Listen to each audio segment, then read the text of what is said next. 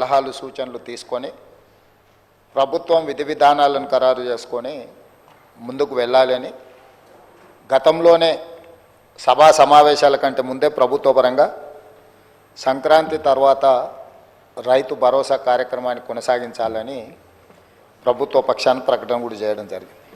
అయితే ఈ రైతు భరోసా స్వల్పకాలిక చర్చల సందర్భంగా శాసనసభ్యులు పాయల శంకర్ గారు చాలా విషయాలను ప్రస్తావించారు. అందులో ప్రధానంగా ఒక 2-3 విషయాల మీద నేను క్లారిఫికేషన్ ఇవ్వదలుచుకున్నాను. ఎందుకంటే చర్చ అంతా అయిపోయినాక కూడా నేను ఇచ్చి ఉండొచ్చు. కాకపోతే ఈ అంశాలకు సంబంధించి కొన్నిసార్లు ఎంబడెంబడే మనం రిప్లై చేస్తే వాటి ప్రాధాన్యత ఉంటుంది. సభ్యుల మనసులో ఉన్న అనుమానాలను కూడా మనం నివృత్తి చేసిన వాళ్ళం అవుతాం.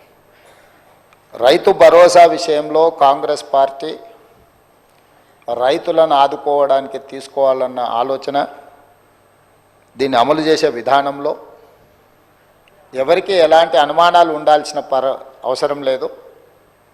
సంపూర్ణంగా తెలంగాణ రైతు సమాజాన్ని ఆదుకోవడానికే మా ప్రభుత్వం ముందు బాగానే ఉంటుంది.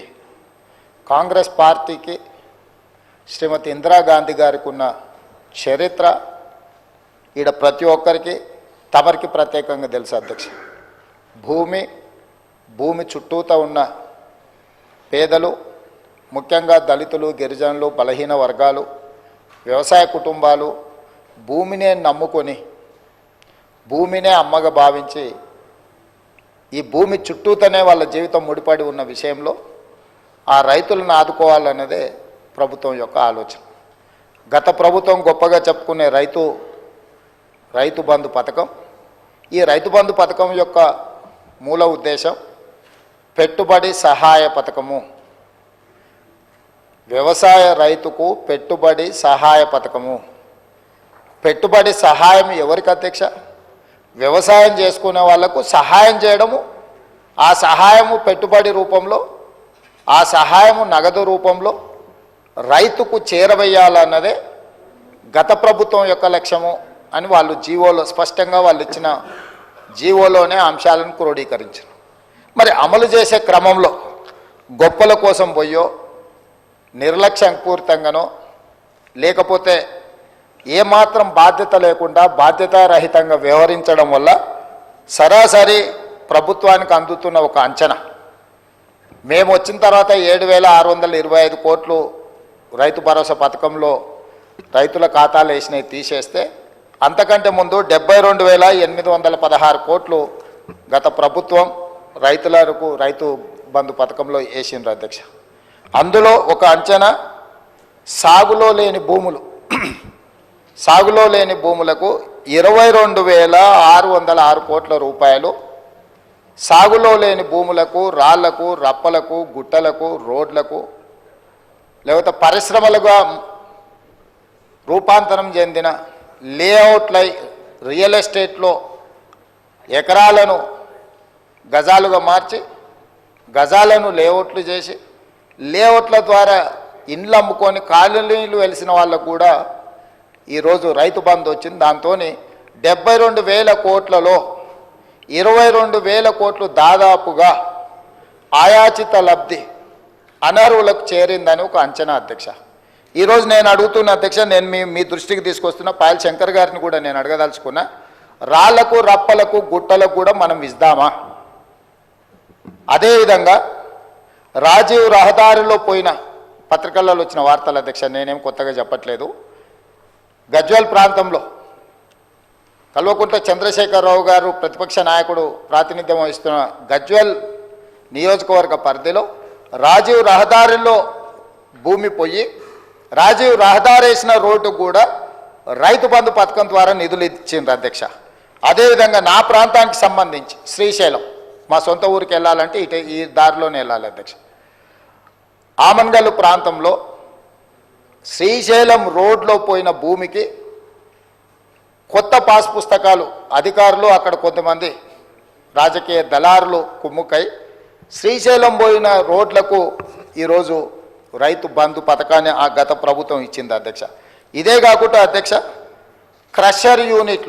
క్రషర్లు నడుస్తున్నాయి అధ్యక్ష. ఆల్రెడీ క్రషర్లు నడిచే వాటికి ఈరోజు రైతు బంధు వాళ్ళు గతంలో ఇచ్చిండ్రు అధ్యక్ష.